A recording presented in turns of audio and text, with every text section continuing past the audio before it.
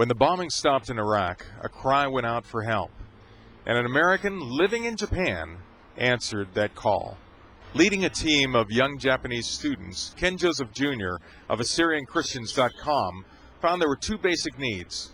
One was that the families had no way of communicating to one another, not knowing whether one was alive or one was dead. That was a fearful thing for many of the folks in Iraq. And the other, which seemed even greater, was simply that there was no drinkable water in Iraq. It was virtually unavailable. But where do you go? What are the first steps to getting drinkable water into Iraq? This is Mr. Hijazi. Basically, when we came here, we urgently needed to bring some supplies in, but we didn't have trucks. So we went to the local newspaper here, and they wrote a story saying that a group had come from Japan. They were trying to bring supplies into Iraq, and Mr. Hijazi happened to see the newspaper article, right? Yes, that's true.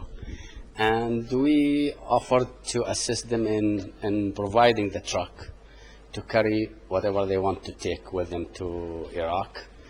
And finally they have decided, because the war has ended, almost ended there in Iraq, they have decided that they are going only to take water, nothing else, because this is the most important thing that the Iraqi people need now.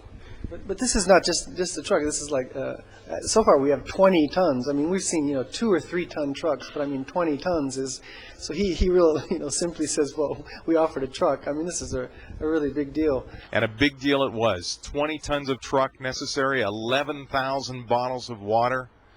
How is that going to happen? Well, the president of the Nestle Water Company here in Amman, Jordan, gave the water at his cost, and the deal was made. One minor hitch. With 11,000 bottles of water being sold at cost, it's still thousands of dollars. How could he pay for such a thing? Well, when the first Gulf War, Desert Storm, happened, Ken had established a relationship with the Near East Foundation and Mr. Hajim Halasep.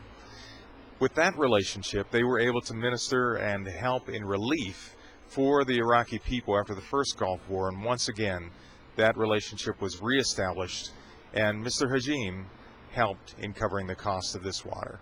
Recently, the Near East Foundation covered the cost for the delivery of 21 tons of water, over nearly 11,000 bottles of water for relief into Baghdad. Tell me about that. HCI, they called us here in Jordan, and they want to help the Iraqi people. And they offered to send some money and medicine for relief to Iraq. I thought water, it's one main issue, because we heard in the news a lot of children, they have diarrhea and disease because bad water. I thought to send this shipment, the funds, it's from HCI. Near East Foundation, we did the paperwork, and still we have money to send more shipments of water, medicine, the needs, what they need in Iraq. We will try to send them. We don't have a lot of money, but we will use the best what we have. This is what 11,000 bottles of water looks like. Then we were off, truck loaded, and down the road. As we drew nearer to Baghdad, the need was evident. People would greet the truck and ask for some of that precious water. When we arrived in Baghdad at the Assyrian church, everyone came out. It was like a celebration to help offload this precious blessing.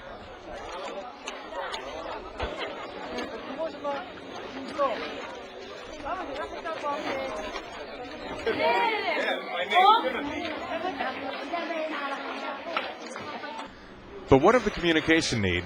Well, along with his ad asking for help to help the Iraqi church, Ken also wrote in there that he advertised that mail and email would be given to the hotel in Amman, Jordan, called the Toledo. There, the mail would be picked up and the emails would be picked up and taken and delivered to the Assyrian church, who would then deliver them to the households throughout Baghdad, so that hundreds would hear of their families and have that precious communication that they'd been missing for so long. Even as we're producing this video, mail is still coming in to the desk here at the Toledo. Ken was also able to acquire some satellite phones and some free satellite time from the Thuraya company. These proved to be a precious lifeline. Hundreds waited in line for a 1-minute call to allow family to know that they were alive and to get precious news from family around the world. There's just something to be said about the security that can come to a family from just simply 1 minute of communication. In just a few days' time, cool, refreshing water was brought to a thirsty people. A lifeline of communication brought peace to hundreds, and if not thousands, here in Baghdad. Tim Bergen reporting in the Mideast.